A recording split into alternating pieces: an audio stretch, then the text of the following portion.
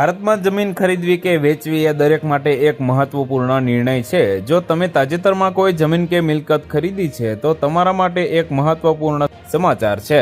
વર્ષ 2025માં જમીન રજિસ્ટ્રેશનના નિયમોમાં મોટા ફેરફાર કરવામાં આવ્યા છે। સરકારે હવે રજિસ્ટ્રી પ્રક્રિયાને સંપૂર્ણપણે ડિજિટલાઇઝ કરી દીધી છે અને ઘણી કડક જોગવાઈઓ પણ લાગુ કરી છે। આ નવા નિયમો પ્રમાણે હવે તમારી રજિસ્ટ્રી પણ રદ થઈ શકે છે, જેના કારણે જમીન માલિકોને મોટું નુકસાન સહન કરવું પડી શકે છે। આ ફેરફારોનો મુખ્ય ઉદ્દેશ જમીનની ખરીદી અને વેચાણમાં પારદર્શિતા લાવવાનો છે, છેતરપિંડી અટકાવવા અને પ્રક્રિયાને સરળ બનાવવાનો છે।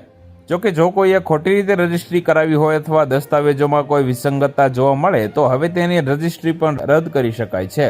2025ના નવા નિયમો અનુસાર જમીન રજિસ્ટ્રી રદ કરવાના ઘણા સંભવિત કારણો હોઈ શકે છે।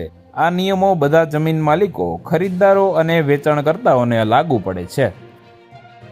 તો વધુ માહિતી મેળવવા માટે ચેનલ સાથે જોડાયેલા રહો। વિડીયો પસંદ આવે તો લાઈક કરી દેજો, ચેનલમાં નવા છો તો સબસ્ક્રાઇબ કરી દેજો।